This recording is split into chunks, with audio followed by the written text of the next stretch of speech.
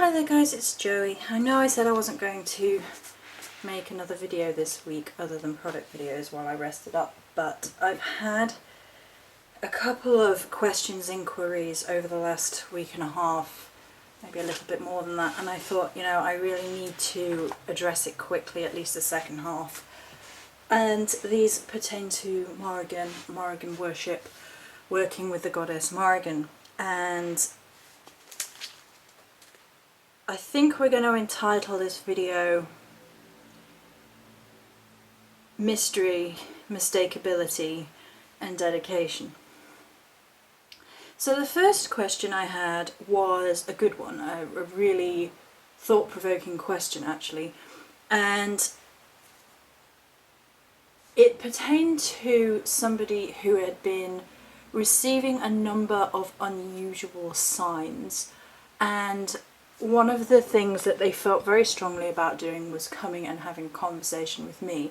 And I'm not going to reveal any more about their personal experience than that, but the signs that they were having were deeply personal, and they weren't necessarily something that people who didn't know the Morrigan would assume would have anything to do with her.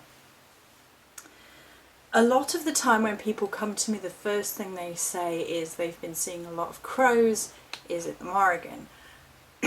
And my immediate reaction 9 times out of 10 is, well, what else?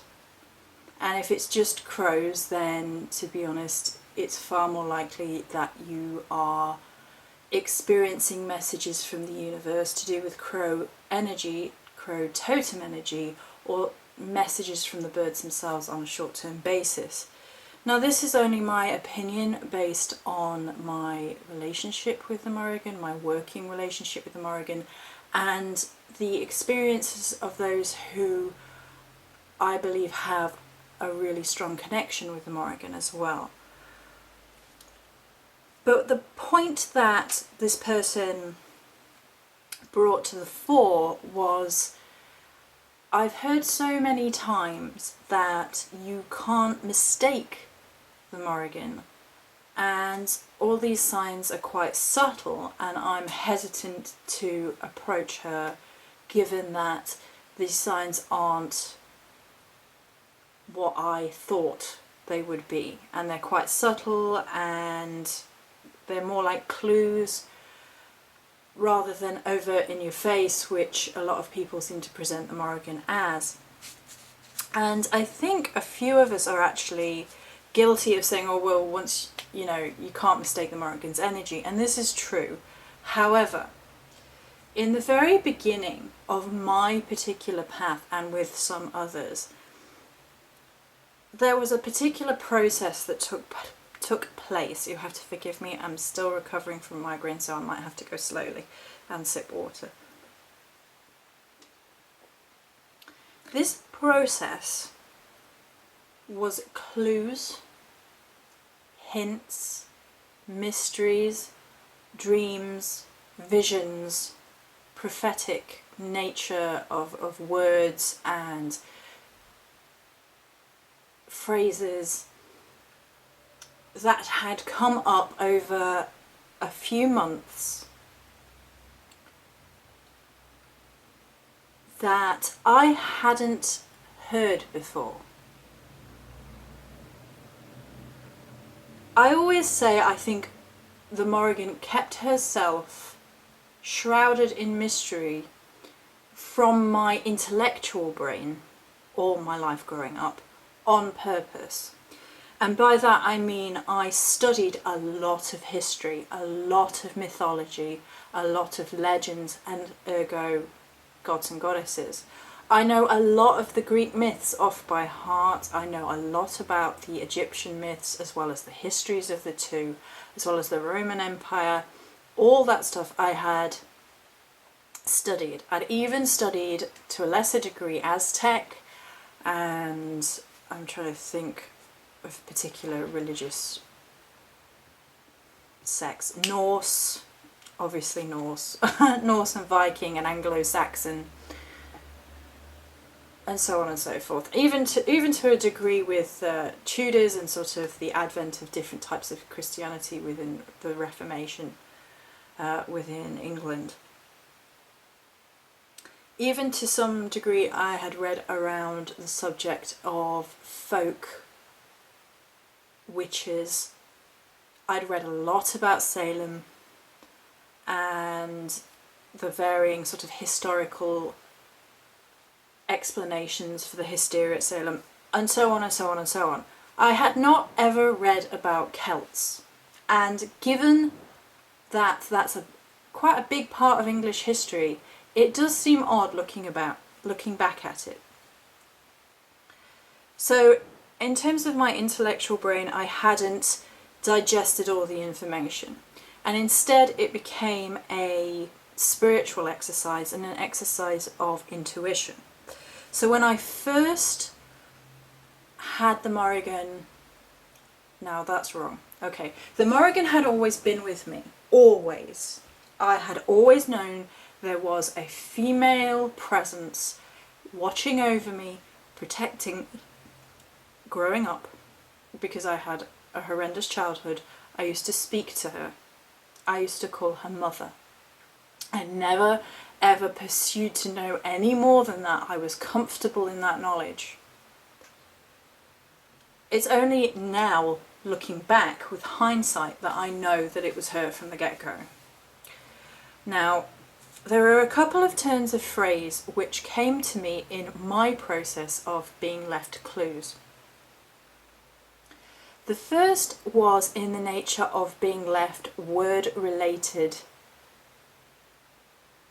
phrases, titles that I didn't recognise but somehow really struck a chord with me. Silent Watcher was one, and Washer at the Ford was another. I'd actually incorporated Washer into Ford into my previous Sabbat ritual out of instinct. I'd just written something and it turned out to be quite prophetic. Now, that idea of prophetic poetry is something which the Morrigan hinges. It's like a linchpin in her belt buckle, if you like, to just mash up ideas. And people won't automatically think of that. Oh, well, I've seen crow feathers, I'm quite gothic, I like my skulls, she's a badass warrior goddess, I'm quite physically active, and all these sorts of things, rather than the prophetic poetry. The prophetic poetry in Celtic mythology and Celtic lore is something the Morrigan does a lot. She predicts death and defeat, and it's very often to do with battle. But the person who came to me with the first question had an inkling of that prophetic poetry, and also of the sort of fragments of clues about who the Morrigan was and who was speaking to this individual. But they felt that people had said it was so obvious that the Morrigan's energy was who the Morrigan was, that they were hesitant and uncertain about the mystery element that was going on. I think it's fair to say that the mystery element coming at you like that, to me, is more real than any of the other ideas that I've described. The Morrigan wants you to work for it, and that is not going to stop. This will tie into the second question as well. And it's showing that you are a capable blank, a capable warrior, a capable witch, a capable son, a capable daughter, a capable prophetess or prophet. I mean, prophetess sounds better because prophet just has such negative connotations these days. But basically a bard or an oracular prophet who works and understands the idea of gaining messages from the divine and being presented with a multitude of individual, personal, and complicated, most of the time, messages which are designed for you. And all the answers are given to you, and it's up to you to unjumble the mess, to figure out that it is indeed the Morrigan. She can speak in riddle and rhyme, and she can show up as not herself.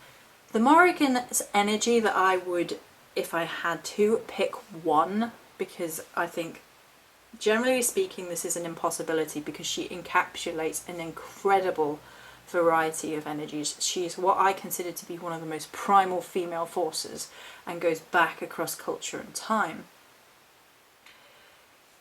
But if I had to pick one energy, I'm going to say shapeshifter, because she shifts throughout time, throughout culture. You can find these hints of who she is across time in myth and lore, a lot of which has been lost. And I don't think that that is a mistake. I don't think that is necessarily completely to do with human behaviour. I think there is an element of the Morrigan that wishes to be shrouded and hidden and mysterious, and she appears to those that she does appear to on her terms. Once you know it's her energy is strong, fire-like, feminine, overpowering to some people. I don't particularly find it overpowering, but she's my mother and I feel comfortable with that energy, which is a surefire sign. And I can never mistake her having known her, and that's the difference. I think there is a tendency, and perhaps even a laziness, to say, oh well, you'll know if it's the Morrigan. And that speaks to a sort of turn of phrase which suggests a lack of understanding, or a lack of being able to put into words what the Morrigan energy is actually about, and some of the different ways in which she presents herself, energy-wise or not. And I'm perfectly fine to discuss with people when people say, you know, I've had dreams, and in this dream a woman came to me made of crows. Now that could, theoretically, be the Morrigan, and of course it could also be other goddesses, other dark goddesses, who take the crow as their energy, or even gods. Because I've had the Morrigan show up as a man, and at first I thought it was a messenger, a sort of herald figure. It wasn't. It was the Morrigan shape-shifting through gender and shape, just to test and question at the time. So the second question, which has come up recently, sort of plays into this, which is, I want to dedicate myself to the Morrigan without having been called, which I suggested was not a good idea. I'm not going to tell anybody what they can and cannot do. It's not my place. I'm not egotistical enough to think that I am the only word on how a goddess should be followed or how a goddess should be interacted with. However, if you ask my advice, which it was asked, then I think this is a bad idea. The very first thing I think I say in my calling is the Morrigan calling video is that she does not get called upon. She calls upon her sons and daughters. She chooses. And she is very definite. And everybody who I've seen who I honestly think has a dedication and a lifelong working to the Morrigan understands the difference.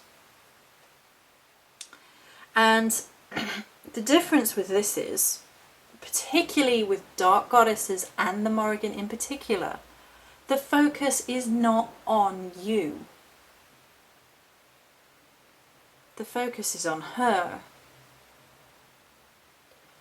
And this happens because if you're considering going to the Morrigan and you have had no calling, no sign, no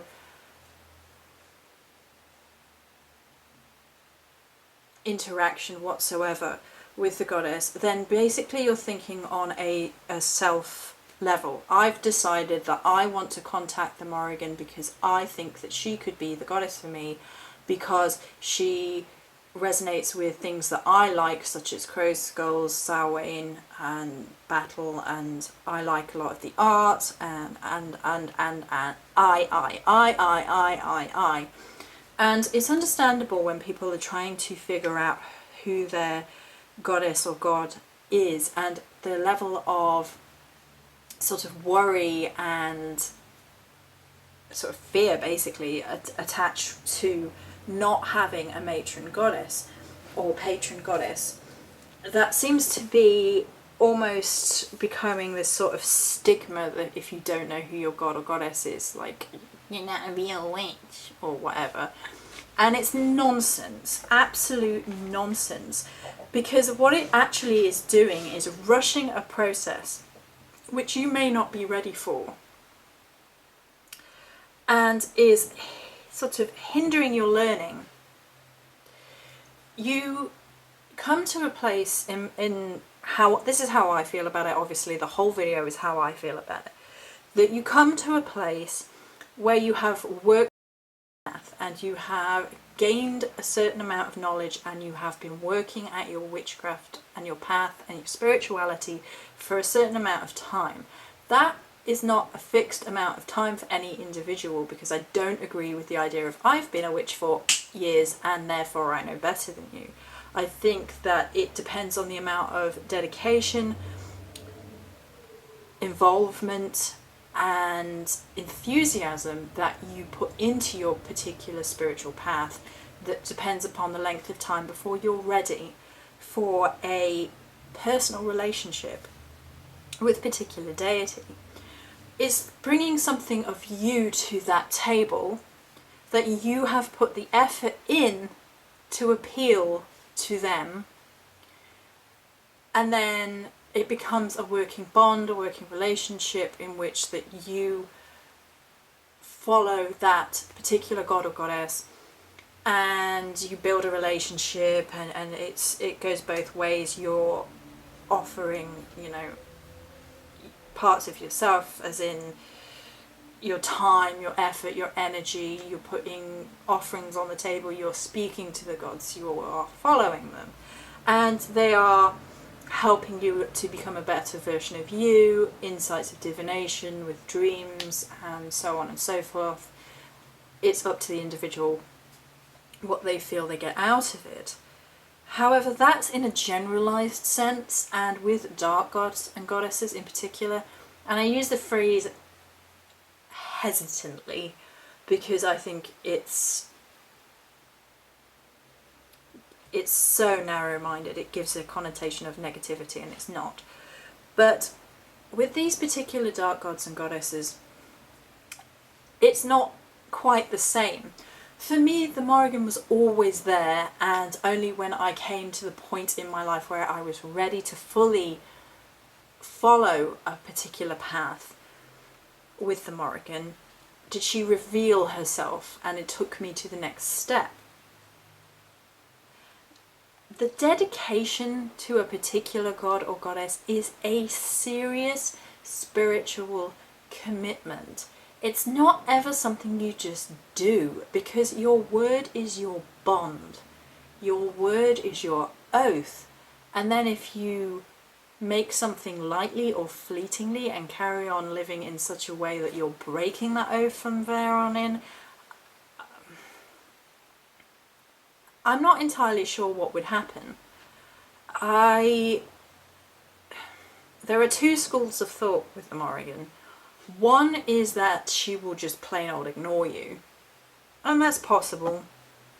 There's a lot of people right now who are quite irritated at how, inverted commas, popular or a fad Morrigan has become, and the amount of misinformation that is put out there by people saying that, you know, they're regurgitating what other people are saying, and a lot of it doesn't make any sense, and a lot of it is misinformation which damages what other people feel is the true message of the goddess. And I have seen that myself. I have seen people use other people and say it's because of the Morrigan. I have seen people use... I mean, I had a young man come to me who told me that he'd been used sexually by a priestess of the Morrigan, who was his own age, but she had used him sexually and said it was because of her goddess.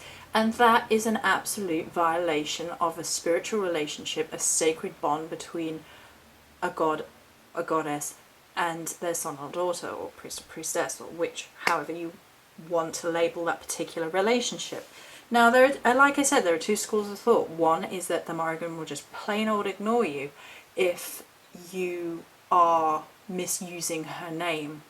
I think it probably depends how seriously you have been misusing the name and what you have been doing. Because I think if you have really been tarnishing the honour of this honour-bound goddess, who one of the pillars of her worship and her sort of stances on things is honour, then I think you're in for a world of trouble.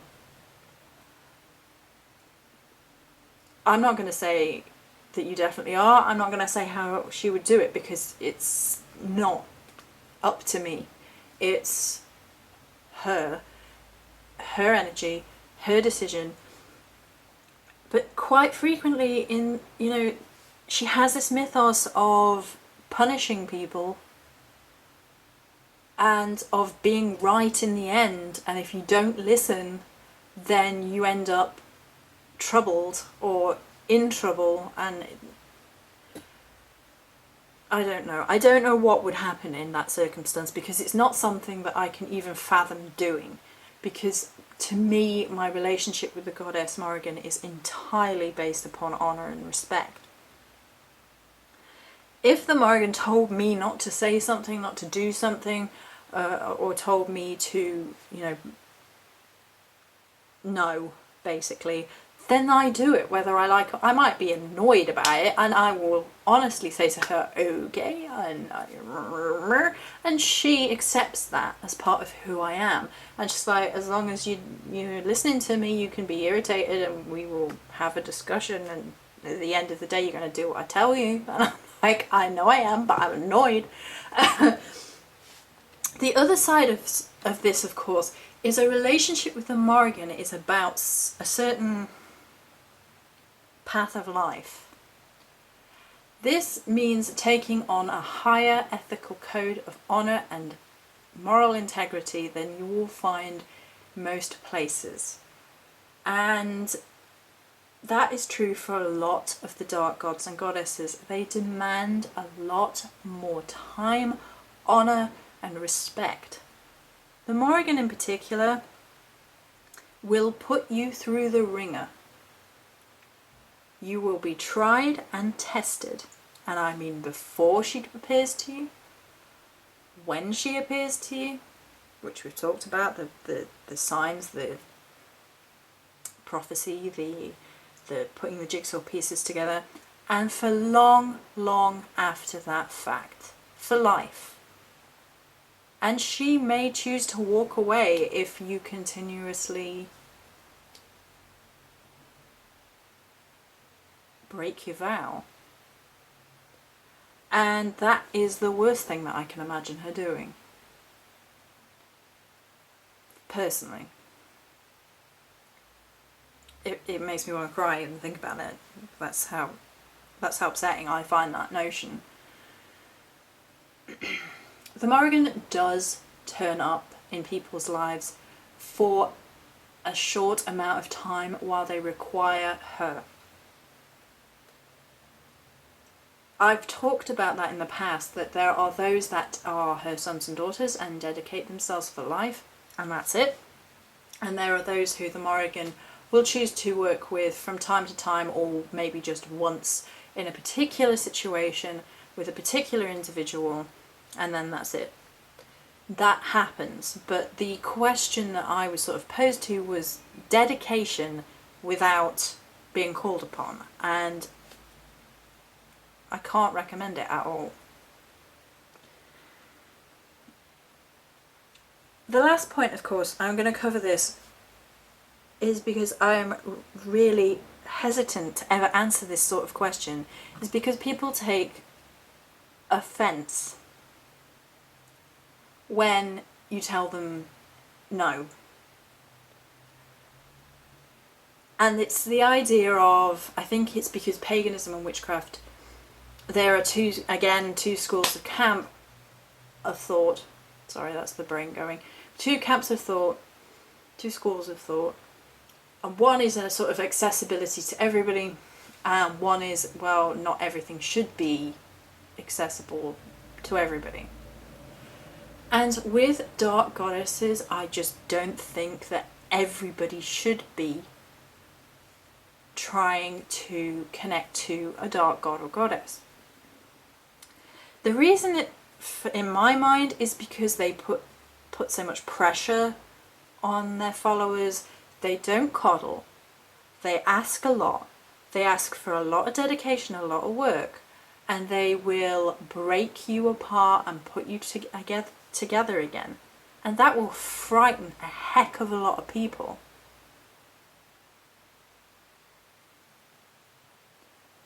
One of the main energies which people do talk about Morrigan is making you face who you are and seeing who you are in your weakness.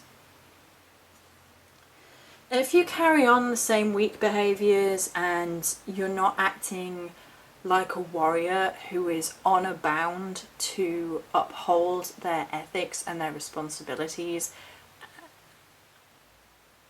then this isn't the path for you. There isn't any gentleness in terms of, that's wrong because the Morrigan is gentle. Okay, it's how do I phrase this correctly?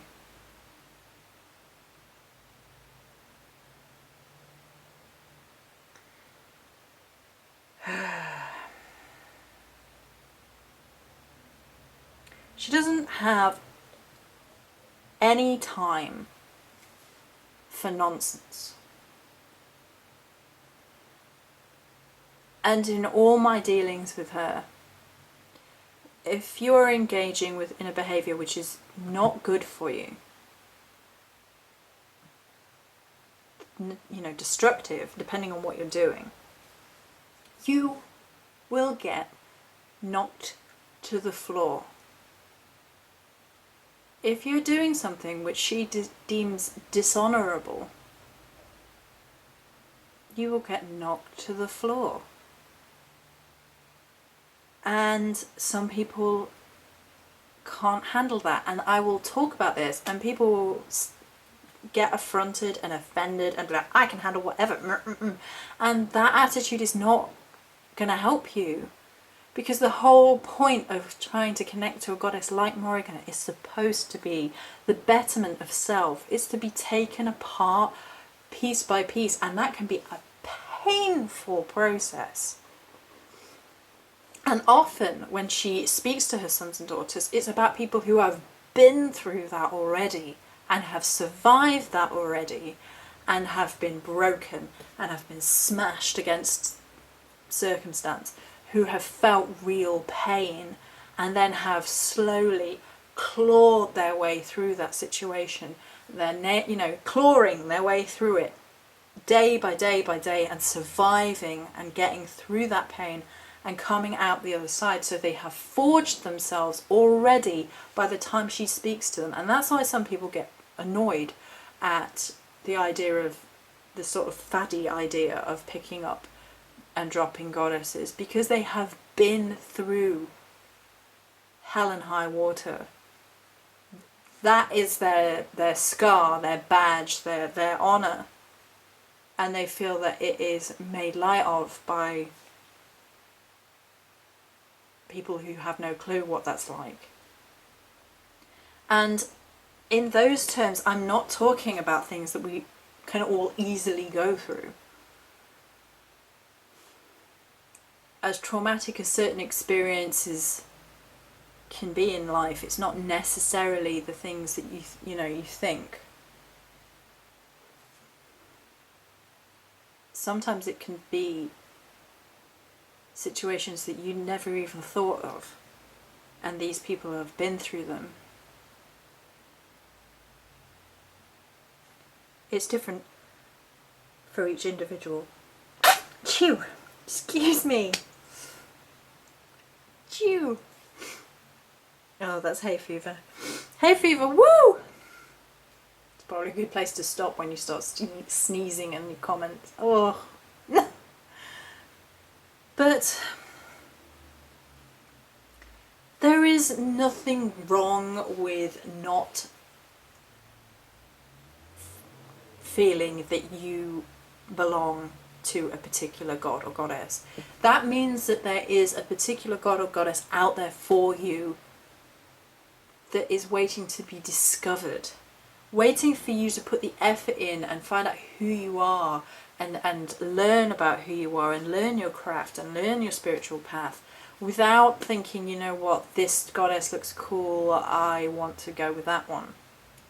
It's not about you and what you think you want. It's about a spiritual path and learning who you really are, and discarding, you know, your ego, not completely, but the egotistical behaviours of selfishness, if you like. We never completely disregard ego, by the way. That's a New Age spiritual concept which is unhealthy as far as I'm concerned, but that's a whole other debate by itself. Anyway, it's about letting go of your selfishness and really investigating what is needed, what is in your heart and soul, rather than in what you think you want. So that's going to be it for this video. Any questions, pop them down below. Many blessings.